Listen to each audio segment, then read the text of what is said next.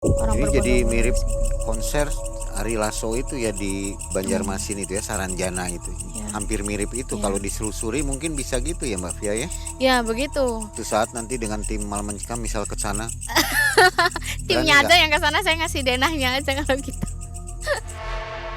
Mobil itu Mas, yang kita tumpangi itu nggak napak di tanah. Iya, itu ngangkat. Posisinya jadi seperti kita tuh diangkat sama si burung itu, terus mukanya tuh nengok ke bawah gitu, ke depan kaca supir.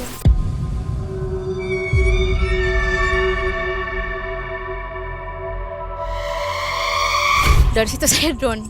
Saya down dan supir itu sadar di situ. Waktu teman tukang suling meninggal, Mm-mm. ada kejadian-kejadian ganjil nggak waktu dikebumikan?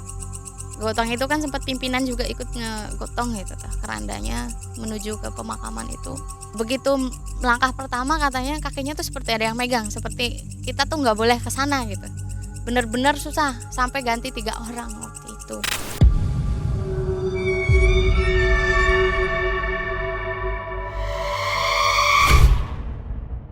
Seorang penari drama diundang untuk memeriahkan sebuah hajatan di sebuah desa. Namun yang didapat malah kejadian ganjil. Uang bayaran yang berubah menjadi daun, dibawa ke dimensi alam goib. Munculnya sosok siluman ular dari jin pesugihan. Semua menjadi berantakan, benar-benar di luar nalar. Apa sebenarnya yang dilakukan oleh pemilik hajatan ini? Seorang pemeran seni Tarling Cirebonan mengalami kejadian ini. Inilah Mbak Via. Apa kabar Mbak Via? Alhamdulillah baik. Mbak Via baru pertama kali tampil di Malam Mencekam ya Mbak Via. Aktivitas sehari-hari apa Mbak Via? Untuk sekarang Ya, saya ibu rumah tangga, sampingan ngurus koperasi suami juga ada usaha, terus juga freelance dari panggung ke panggung. panggung ke panggung maksudnya ini nyanyi atau apa? Nyanyi dan pemain drama Tarling tepatnya. Waduh, luar biasa ya.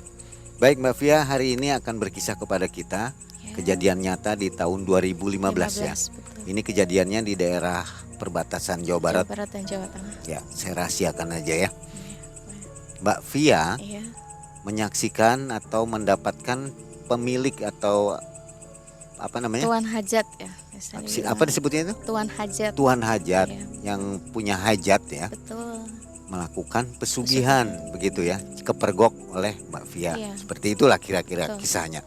Baik, sebelum mulai ada baiknya Mbak Via seperti biasa kita bekali dulu dengan t-shirt Malam Mencekam biar ceritanya tambah mantep. Nah, Oke. ini dipakai nanti ya. Oke, Mbak Via, siap. Terima kasih banyak. Ya, suka kan? Suka sekali. Saya suka warna hitam kebetulan. Oke. Boleh titipin lagi nanti diambil pulangnya Iya. berikut hadiah lainnya. Ya, terima kasih. Sobat MM, saatnya kita mendengarkan kisah dari Mbak Via yang terjadi di tahun 2015. Mudah-mudahan kisah ini membawa manfaat untuk kita semua. Ya. Simak sampai habis ya, jangan di skip videonya. Malam Mencekam, semakin malam semakin mencekam. Inilah Mbak Via. Silakan.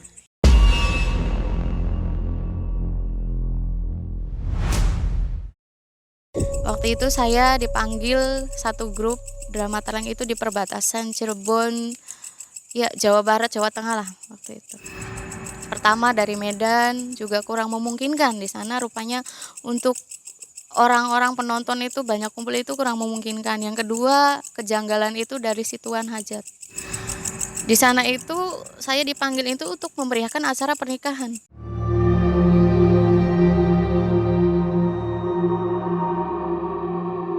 Tapi tidak ada yang namanya pengantin itu tidak ada. Kalau di sini namanya dijejer pasang ya gitu. Walimahan itu nggak ada pengantinnya. Itu ada itu hanya memang tuan hajatnya aja gitu. Dan ada Tempat pelaminannya ada? Pelaminannya ada seperti orang hajatan pada umumnya. Cuman di sana itu tidak ada sama sekali mempelai pria atau wanitanya itu tidak ada. Teman-teman saya terutama pimpinan itu udah curiga. Dia ngomong ke saya, kok medannya dari ibu hajat ke tempat istirahat jauh gitu. Ngomong ke bapak hajatnya, Pak kenapa nggak yang dekat panggung aja, lebih dekat dari panggung terus ke tempat istirahat gitu biar kita tuh lebih cepat kayak gitu. Tapi tuan hajatnya itu alasan nggak apa-apa teh, di sini tempatnya terlalu ramai untuk orang banyak, barangkali nanti satu krunya itu terganggu, banyak orang yang lalu lalang nggak fokus kayak gitu. Untuk itu nentuin konsepnya mending di rumah saudara saya, bilangnya kayak begitu. Berapa jauh jaraknya? Jaraknya ada 2 kilo lebih dari tempat itu tuh, 2 kilo lebih. Kita dibawa ke kayak semacamnya pinggirnya tuh ada kali kecil, sungai, terus di situ ada banyak sekali kambing-kambing kayak gitu. Pokoknya mah jauh dari pemukiman yang tadi gitu, jauh sekali gitu. Ini tampilnya malam atau Malam. siang? Kalau drama Tarling itu biasanya kita itu dari jam 12 malam sampai pagi. Oh, Kalau sampai drama pagi. Tarling itu setelah origin, kalau origin itu kan dari jam 9 sampai jam 12, nanti kemudian drama Tarling. Makanya itu saya bilang tadi suka dukanya kadang orang udah bubar duluan kayak gitu. Nah, ketika dari situ dari pimpinan ngomong, ya udahlah kita positif aja, Bapak hajatnya ngomong kayak gitu kita ngikutin gitu. Lewatin jalan setapak segala macam waktu itu di situ. Ketika udah nyampe rumah istirahat, kita nggak ada pikiran macam-macam. Bapak hajatnya masuk ke lah satu ruangan kamar. Satu kamar itu kita suruh duduk istirahat, masuk ke satu kamar, Bapak hajat ngeluarin minuman. Pertama itu minumannya itu kalau kita di gelas mineral itu kan biasanya di dus ya, langsung ke dus. Kalau itu dari nampan, dan saya itu melihat pakai mata kepala saya sendiri di gelasnya itu keluar asap seperti air mendidih. Kalau kita habis ngerebus air panas bikin kopi itu ada asapnya itu begitu, padahal itu kan air mineral dalam kemasan yang nggak mungkin juga panas gitu. Di situ saya cerita sama pimpinan grup tersebut, begini kok ada yang aneh kayak gitu. Saya mau minum, seperti ada yang bisikin di telinga saya, jangan diminum, jangan diminum. Tapi saya kira itu halusinasi saya aja. Semakin saya megang itu gelasnya, semakin kencang sekali itu suara jangan diminum, sampai saya kaget gitu tuh. Tinggal gininya aja jangan diminum, kaget sampai si gelas itu tuh akhirnya tuh tumpah ke bawah.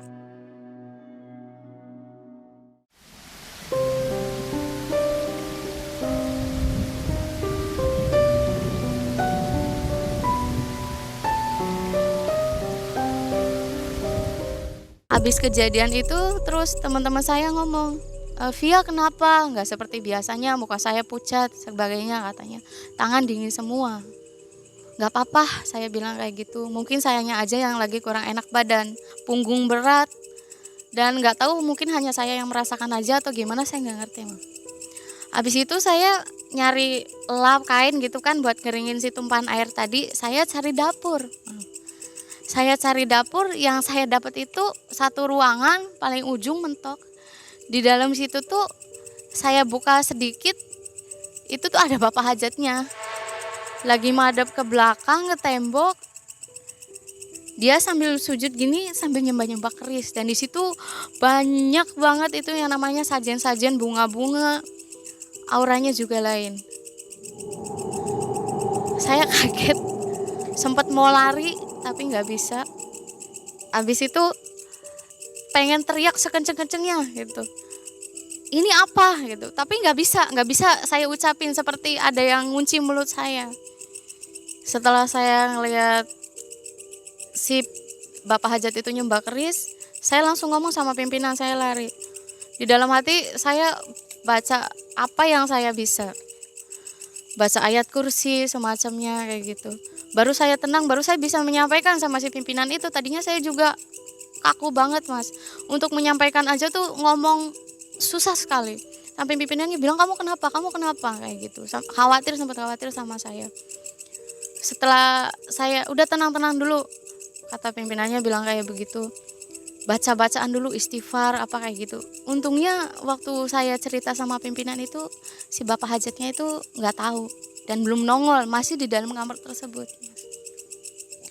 Setelah saya cerita, pimpinannya pun ngerasa bahwa memang ada yang aneh, dan mungkin dia sudah punya pengalaman sebelumnya seperti ini, jadi dia punya wanti-wanti waspada sendiri, ngomong sama krunya, sama kita semua, demi keselamatan bersama, jangan makan dan minum apa yang dikasih dari bapak hajat di situ masih mending beli di luar. Baru pertama masuk rumah aja dada udah sesek. Dada udah sesek seperti badan itu kerasa ada yang nimpa. Berat banget punggung kerasanya, tapi memang saya itu belum melihat apa-apa pas waktu itu. Tapi pas ketika saya itu mergokin bapak hajatnya itu lagi nyembah keris itu, saya lihat itu di situ udah mulai banyak sekali tiba-tiba itu pemain organ, penyanyi, singer-singer biduan itu pada kesurupan. Langsung pada dibawa masuknya ke rumah itu lagi. Ibunya itu jadi si penyanyi itu seperti terasa katanya tuh lehernya dicekik. Panas, badannya panas, mukanya merah, tapi tangan sama kakinya itu benar-benar dingin. Soalnya saya sempat megang juga gitu, sempat bantuin juga. Ngamuk-ngamuk nggak jelas, bilang minta air seperti orang benar-benar kehausan. Kemudian bilang katanya dadanya sesek dan seperti lehernya itu ada yang nyekik gitu. Tapi waktu itu saya benar-benar nggak lihat gitu. Maksudnya realnya apakah itu yang nyekik itu benar-benar seperti ular apa gimana, nggak nampakin wujudnya gitu. Setelah itu bapak hajatnya keluar. Pimpinannya ngomong sama bapak hajatnya, "Pak, mohon maaf, ini udah banyak kejadian yang janggal. Saya nggak mau ambil resiko karena mereka juga masih pada punya keluarga masing-masing. Saya milih stop. Nggak bisa untuk melanjutkan acara ngehibur di hajatnya bapak itu nggak bisa." Bapak hajatnya marah waktu itu. Dia sampai gebrak pintu sih waktu itu, sampai kita semuanya tuh kaget. Maksudnya anehnya kok udah kejadian seperti itu tapi tetap kekeh untuk melanjutkan acara gitu kan. Logikanya mungkin ya ada orang ribut, bertengkar, tawuran di atas panggung itu mungkin langsung bubar ya. Itu sampai kesurupan dan berkali-kali, Mas. Bukan hanya satu penyanyi aja tapi semua penyanyi udah sadar, pemain musiknya yang kayak begitu. Dan sama persis kejadiannya yang dirasakan setiap kali kesurupan itu, bilangnya tuh pada megangin leher semua. Akhirnya ya udah langsung ke drama aja katanya, kata pimpinannya begitu. Skip dulu origin tunggalnya, langsung kita naik ke atas panggung aja. Begitu kita semua naik ke atas panggung, ada satu kru. Waktu itu tukang suling di drama itu kan beda sama di origin. Yang telat datang, baru datang dan ke situ, ke tempat istirahat itu. Nggak ada yang ngomong kan bahwa jangan minum dan makan makanan yang ada di situ. Dan si kru drama itu, tukang sulingnya itu minum dan makan makanan ada yang di situ. Ketika naik ke atas panggung, kita baru mulai, baru prolog. Tiba-tiba dia jatuh, geletak, dan sama kejadiannya kayak yang sebelum-sebelumnya kesurupan. Itu di atas panggung, dia itu jatuh dari panggung tuh ke bawah. Tiba-tiba gitu, secara tiba-tiba. Tadinya sehat walafiat, nggak ada masalah apa-apa. Kita bercanda sebelumnya. Ketika setelah itu dia langsung jatuh. Setelah minum dan makan yang tadi bapak hajatnya itu kasih di rumah itu. Itu tadi penonton segitu penuhnya. Begitu ada kejadian itu, benar-benar nggak ada orang dan hanya 1-2 dari keluarganya si hajat aja yang sama-sama pakai batik, yang sama-sama satu keluarga dari si tuan hajatnya itu. Nggak tahu pada pulang atau gimana, Mas, benar-benar sepi langsung. Segitu tadi orang banyaknya, kerumunan banyak sekali. Seperti konser-konser besar itu penontonnya, tiba-tiba kejadian itu langsung benar-benar sepi. Asumsi saya kan di situ kan sepertinya penontonnya juga bukan manusia gitu. Mungkin separuhnya manusia, separuhnya goib bisa jadi, karena dari Medan pun masih tidak masuk akal gitu. Bener-bener susah sekali, kita harus nyebrang perahu dulu, harus ngelewatin kayak sawah-sawah dulu, pokoknya sungkan lah untuk orang ngelihat hiburan malam-malam gitu, segitu banyaknya. Dari raut wajah orang-orangnya pun sudah beda gitu. Mereka tuh kayak yang gak ngerespon, biasanya kan orang banyak yang respon ya gitu, tapi itu kayak nggak ngerespon, hanya sekedar ngerumunin aja kayak gitu. Tapi begitu kejadian banyak yang kesurupan, apalagi pas tukang suling itu benar-benar nggak ada penonton sama sekali. Kita kan fokusnya sama yang nolongin tukang suling itu kan. Begitu turun ke panggung, lah iya kok sepi, nggak ada orang kayak gitu. Bener-bener nggak ada orang, cuman ada panitianya aja, itu juga dari keluarga hajat. Setelah itu pimpinan ngomong, "Pak, ini maaf benar-benar nggak bisa dilanjutin. Bapak mau marah, monggo sama kita, saya nggak mau ambil resiko selaku saya pimpinan, barangkali ada apa-apa." Akhirnya dengan berat hati si bapak hajatnya itu pun yang biasanya kita dibayar full ya, itu jadi kita dibayar itu setengahnya dari harga jadi dibayar Mas. Dan kita lihat sendiri gitu, itu masih berupa uang gitu pas dibayar itu. Kayak sama pimpinannya, kita pulang dengan membawa si tukang suling itu, begitu keadaannya. Dia sadar tapi masih setengah sadar lah gitu, masih seperti orang linglung, ngomong juga nggak nyambung gitu. Habis dari situ kita bawa satu mobil rombongan ya. Di perjalanannya pun benar-benar aneh. Kita itu kan mulai itu drama Taleng itu jam 12:30, karena si organ tunggalnya itu bermasalah, penyanyinya itu kesurupan terus. Jadi jam 11 itu udah selesai.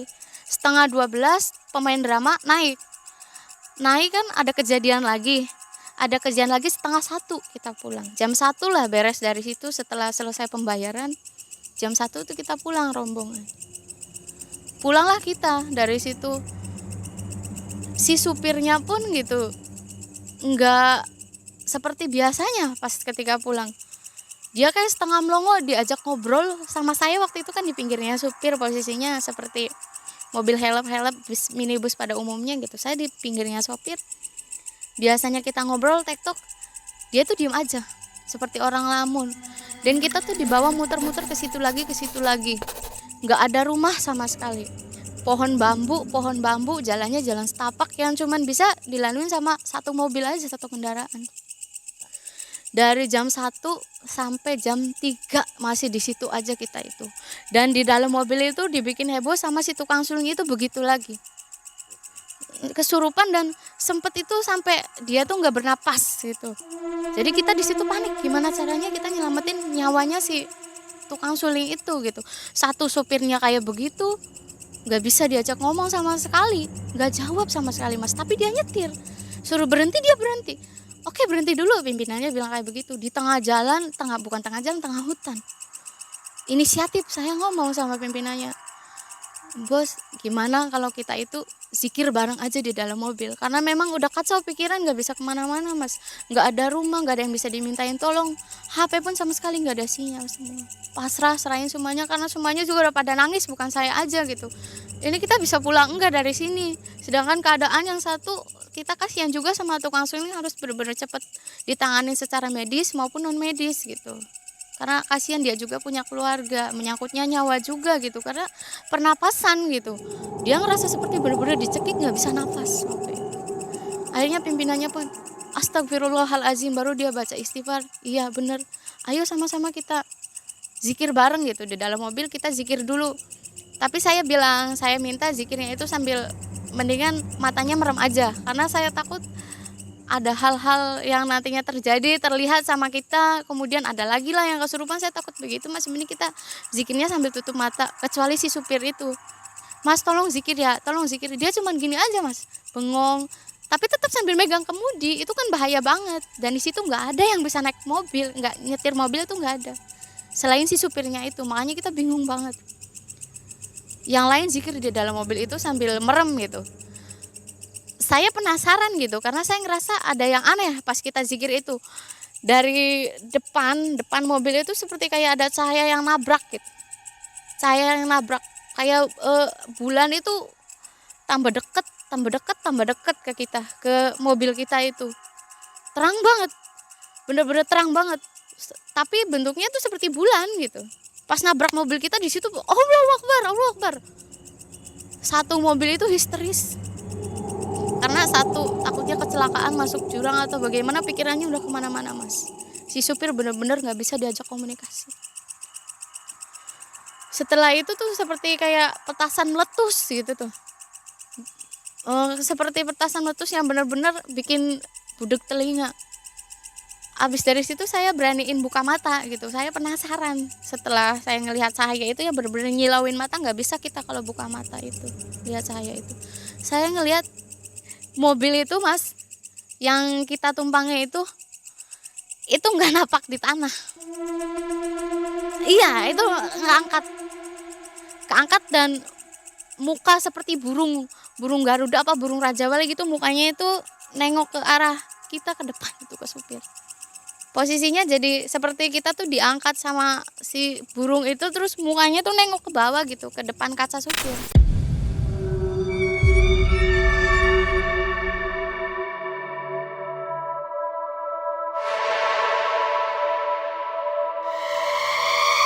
Dari situ saya down. Saya down dan supir itu sadar di situ. Alhamdulillah. Astagfirullahalazim. Allahu Akbar. Ya Allah, Mbak, itu apa gitu.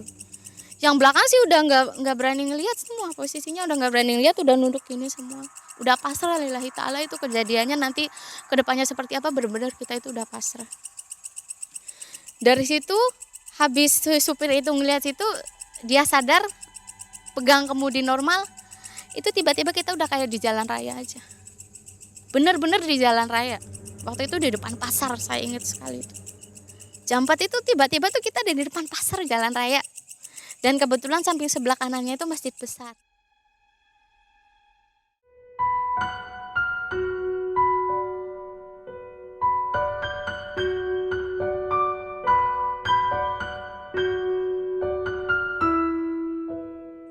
Situ udah mulai tenang pikiran, udah mulai supirnya juga udah mulai jembar, terbuka pikirannya, berhenti lah di situ.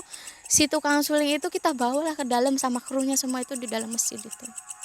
Dan alhamdulillah di dalam masjid itu tuh si yang muazinnya itu seperti mengerti gitu tentang hal goib gitu. Kita minta tolong, ini kru kita kenapa gitu. Soalnya begitu terus gitu dalam kurun waktu yang lama, berapa jam gitu. Nggak sempet ke cari medis dulu, kita cari yang non medis dulu gitu. Dan ternyata si muazinnya itu bilang, ini kena tumbal santet, Mbak. Langsung ngomong seperti itu di depan kita semua satu kru. Kita yang satu kru itu langsung nangis. Perempuan kan bukan saya aja, ada sinden namanya, sinden drama taling. Itu langsung bener-bener histeris, nangis, jerit di situ. Takut pikiran macam-macam dan kita menyesal. Menyesalnya maksudnya kita itu nggak sempat ngomong sama dia bahwa jangan makan dan minum yang dari si tuan hajat itu gitu. Karena kalau satu kru kan udah seperti keluarga ya, Mas ya.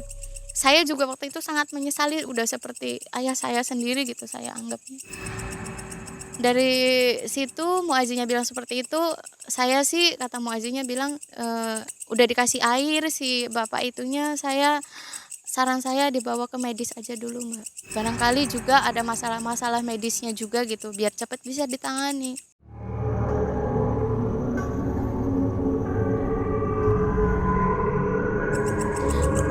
Si tukang sulungnya itu dibawalah ke medis. Setelah itu kita diantar pulang dengan membawa bayaran yang tadi dibayar setengah. Udah diamplotin masing-masing. Kalau misalkan biasanya ya, contohnya kita dibayar itu untuk full itu 200. Karena itu tuan hajatnya setengah hati dan kita nggak sempat main, dibayar setengah harga berarti cuma 100. Itu kan diamplopin tuh berupa amplop. Waktu di bapak hajatnya kan masih berupa uang, memang misalkan 7 juta lah, nanti bagian si pimpinan lah yang masukin ke amplop itu berapa tiap pemain gitu. Kita udah datang di rumah masing-masing gitu tuh, dianterin di rumah masing-masing dan si tukang sulingnya itu udah dianterin ke tenaga medis. Begitu kita nyampe di rumah, boro-boro kita inget mau ngebuka amplop ya gitu. Kita kan ngubungin dulu gimana itu tukang sulingnya kayak gitu kan. Dan ternyata begitu ngehubungin sorenya itu dia itu udah nggak ada. Iya, dan medis juga eranya maksudnya nggak ada penyakit bawaan. Dicek juga jantung semua normal semua dan memang dibawa ke situ udah katanya itu udah nadinya itu udah sempat nggak ada selama 5 menit lebih. Nadinya itu di tangan sama di leher, dicek sama tenaga medis itu udah nggak ada. Pimpinan ngabarin ke kita kru gitu. Kru kita, tukang suling kita yang semalam gini-gini itu meninggal dunia. Ketika kita dikabarin kru salah satu dari kita itu meninggal dunia, perasaannya campur aduk ya, sedih juga karena udah seperti keluarga sendiri. Yang kedua memang percaya nggak percaya gitu. Saya sempat nggak percaya waktu itu di tahun 2015 itu masih ada tumbal, masih ada pesugihan gitu. Saya sempat nggak percaya, tapi saya karena kejadian itu sampai sekarang saya jadi percaya gitu. Memang masih ada orang yang make seperti itu untuk nyari kekayaan. Setelah itu barulah saya ingat, oh iya saya mau buka bayaran saya. Sobeklah amplop sama saya. itu sama sekali selembar pun nggak ada uang, isinya daun semua. Ya itulah pas saya kaget, saya langsung nelpon ngabarin kru-kru yang lain berikut pimpinan.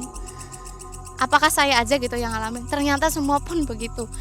Dari duit DP pun di pimpinan itu benar-benar itu semuanya daun nangka. Sama sekali nggak ada uangnya.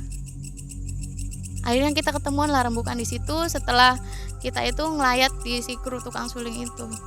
Apakah ya ada salah satu dari tim kita yang ngomong, ayo kita ke sana kita tuntut aja tuan hajatnya. Ada yang ngomong kayak begitu gitu, inisiatif gitu. Saya nggak terima gitu. Tapi kebetulan dari pihak si tukang suling almarhumnya itu bilang bahwa gak apa-apa, kita udah ikhlas dan barangkali memang sudah takdirnya untuk suami saya gitu meninggalnya dengan cara seperti ini, dan saya tidak mau nantinya takutnya berkepanjangan seperti yang sudah kayak begitu. Jadi masih mending nggak apa-apa, saya sudah ikhlas itu, suami saya nggak ada. Dari si pihak istrinya almarhum itu seperti itu bicaranya. Dan saya kira juga saya inisiatif sama pimpinan, masih mending ya udahlah, nggak apa-apa, ikhlasin aja untuk jadi pelajaran ke depannya juga. Takutnya kalau ada tuntutan lagi kita nyamperin ke situ lagi malah tambah berkepanjangan lagi. Cukup kita tahu aja dan waspada untuk hati-hati ke depannya gitu.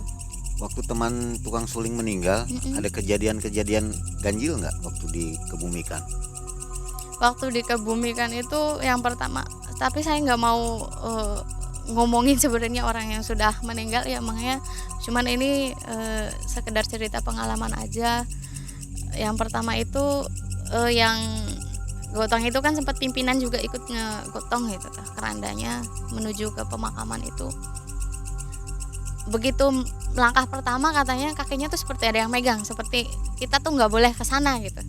Bener-bener susah sampai ganti 3 orang waktu itu.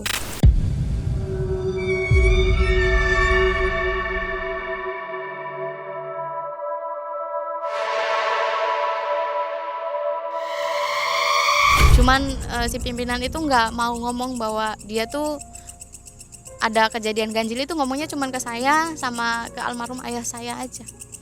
Itu sampai ganti 3 orang, dia cuman bilang kaki saya kram, alasannya dia bilang gitu, atau saya masih lemas atas kejadian kemarin.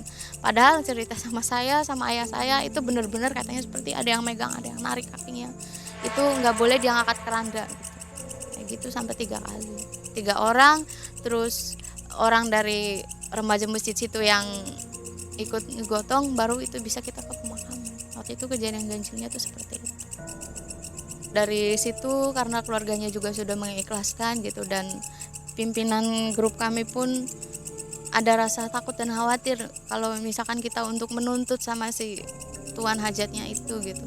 Jadi ya udah, kita ikhlasin aja, kita jadiin pelajaran buat kedepannya juga gitu, bahwa ya dimanapun kita berada yang namanya hal mistis itu pasti ada dan berdampingan gitu. Jadi kita harus benar-benar tetap hati-hati dan waspada. Segimana kita ngelaknya, segimana kita ngomong nggak mungkin di zaman sekarang nggak bakal ada, tapi memang kenyataannya dan terjadi benar-benar sama saya, itu saya alami. Saya pun tadinya itu nggak percaya sama hal-hal yang seperti itu, tapi dengan adanya kejadian itu saya bisa ambil hikmahnya gitu. Satu, harus tetap sopan dimanapun kita berada, jaga sikap kayak gitu. Yang kedua, tetap harus selalu ingat sama Tuhan kita gitu, jangan sampai kosong pikirannya. Kehidupan si yang punya hajat ini mewah atau gimana kehidupan sehari-harinya? Hartanya bergelimang. Dilihat yang pertama dari rumah ya, rumahnya juga dia tingkat. Untuk kendaraan saya kurang pasti tahu sih, tapi saya lihat sih udah roda 4 sih kendaraannya. Terus untuk jamuan makannya pun juga mewah gitu. Di situ kita bener-bener dimanjain lah waktu itu gitu. Tapi kan kita nggak pernah punya pikiran jelek ya. Memang kan ada juga tuan hajat yang loyal gitu sama grupnya gitu, sama seniman. Ada juga yang ibaratnya nggak perhitungan. Ya salah satunya itu bapak hajatnya itu. Nggak ada kejanggalan, orangnya bener-bener ramah gitu. Cuman kejanggalannya itu ya saat tahu kejadian banyak kru yang kesurupan di situ, dia tetap kekeh untuk ngelanjutin. Kecurigaan saya dan pimpinan sih ya, yang khususnya benar-benar memang ngeh sekali gitu sama kejadian-kejadian aneh di situ. Karena kru yang lain tuh rasanya seperti biasa aja gitu, kayak ditutup aja gitu matanya. Seperti yang nggak ada. Dibawa kita ke tempat istirahat yang jauh pun mereka nggak pada curiga. Dengan adanya itu saya ngomong, itu air mineralnya itu keluar asap gitu. Mereka nggak percaya sama apa yang saya omongin gitu. Bercanda, biasanya kan juga bercanda gitu kalau waktu di tempat istirahat gitu. Bilang aja minumannya mau dihabisin kamu semua gitu. Padahal saya yang serius-serius gitu, bercanda-bercanda. Tapi mereka nggak percaya sama saya omongin. Setelah saya lihat itu bapak hajatnya itu begitu lagi nyembah keris gitu, barulah mereka pada percaya gitu, pada takut. Berarti ini Tuhan hajatnya berarti kayaknya kaya itu bukan kayak hasil dari keringet dia gitu. Berarti kita diundang ke sini itu ya salah satunya ya gitu, untuk salah satu syaratnya dia nyari tumbal gitu. Dia itu nyembah, kalau orang sini bilang nyupang ya, dia itu nyupang keris. Lalu yang dilihat oleh kru-kru lainnya ada makhluk-makhluk yang Iya, itu yang mendatangi yang nyurupin itu kru-kru kita itu, dia tuh pada ngelihat di lehernya dia tuh bener-bener ular gitu, dicekik ular. Tapi si ular itu katanya di atas kepalanya itu seperti kayak ada berliannya. Itu enggak seperti ular piton biasa gitu. Cerita dari yang sudah sadar, dari si penyanyi-penyanyi yang sudah sadar gitu. Saya lihat itu ada ular tapi kok di kepalanya ada berliannya gitu. Bilangnya tuh seperti itu. Tapi si ular itu benar-benar nyekik, enggak ambil ampun, badan dia enggak bisa gerak sama sekali. Dan yang kita bikin lebih kaget lagi, setelah kita pulang ke rumah, yang baru disadari dari kita semua, saya yang lihat handphone ya waktu itu kita udah 3 hari pulang dari kejadian. Padahal itu kan malam, belum 1 hari ya, dari malam, pagi jam 1, jam 4, pulang ke rumah kita jam 6, kita kan ngerasa begitu. Tapi setelah kita lihat handphone itu kita udah lewat waktu 3 hari datang ke rumah. Dan banyak sekali grup-grup yang nelpon saya, ini tanggal sekian kamu kelewat ya, kemarin nggak datang ya. Saya ngerasa masih tanggal segini gitu.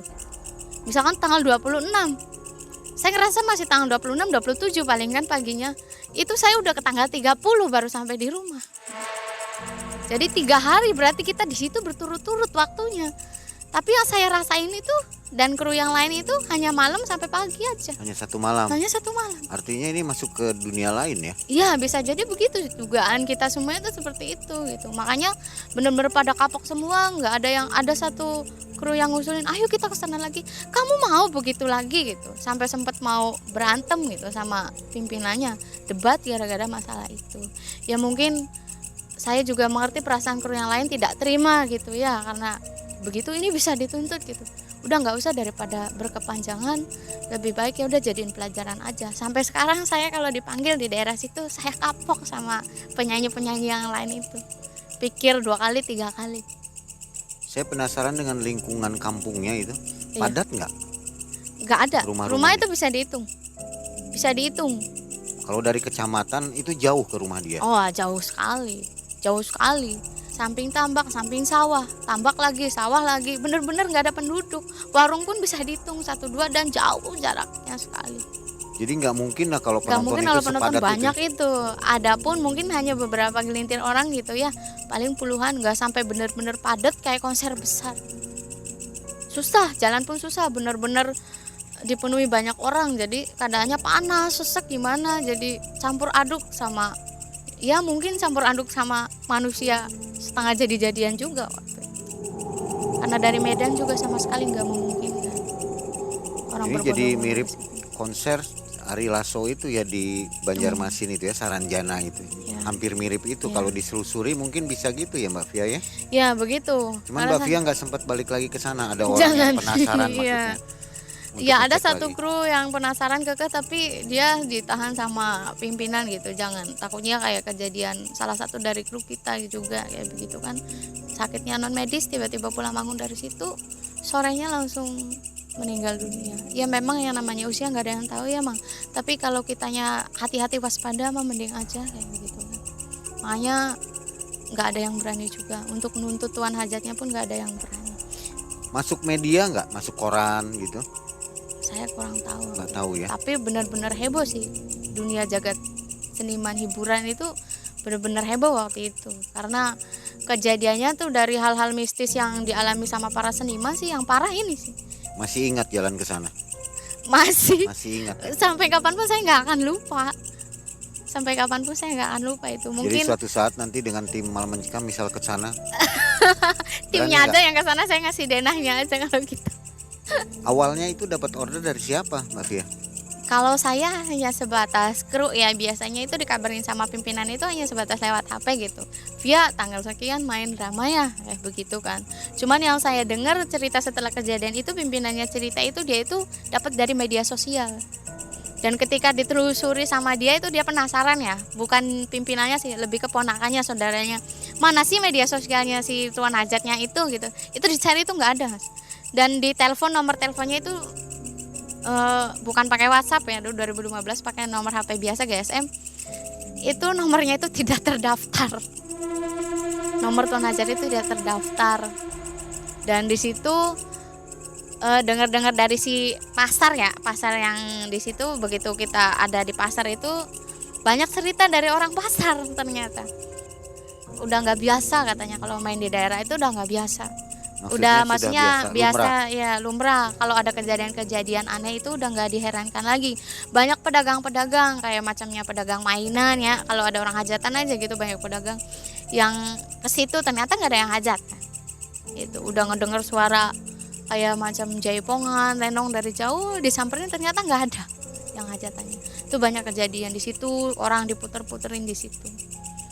Baik, Sobat MM, gimana tanggapan Anda tentang kisah nyata ini? Ini kisah yang benar-benar di luar nalar Di ya. luar nalar. Mirip dengan kejadian Saranjana di Kalimantan Selatan yang Ari Lasso show di depan begitu banyak orang, ternyata itu sebagian juga baru adalah dengar. orang gaib ya. Pernah dengar ya? Iya, pernah dengar. Mudah-mudahan dari kisah ini kita bisa mengambil hikmahnya bahwa dunia gaib itu Memang ada dan patut kita percayai ya. Jadi jangan lupa, mungkin pesannya untuk kemanapun kita pergi selalu Ingat berdoa sama Tuhan, ya. berdoa, pikiran tidak boleh kosong dan Tidak jaga boleh sikap kosong. terutama. Betul, jaga sikap dan tetap sopan ya. Jadi ternyata kesimpulannya adalah bahwa si Bapak hajat Hajatnya ini itu pura-pura hajatan sepertinya karena tidak ada mempelai. mungkin ini pesanan Pancingan dari aja. Iya, sang gaib ya, betul. untuk harus mengadakan Iya. perayaan ini. Pokoknya mah intinya mah mungkin gimana caranya dapat tumbal lah begitu. Syarat mungkin ya. Syaratnya. Baik, Mbak Fia, ada baiknya kita mengirimkan doa ya, Ya. minimal Al-Fatihah untuk teman yang meninggal dunia. Terima kasih, Mas. Ya. Bismillahirrahmanirrahim.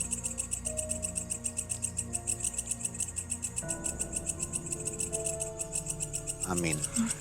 Mbak Fia, terima kasih kisahnya. Sungguh memberi manfaat untuk kita semua ya, untuk berhati-hati. Akhirnya Mang Ei dan tim undur diri. Terima kasih Sobat Malam Mencekam. Kita jumpa di video selanjutnya.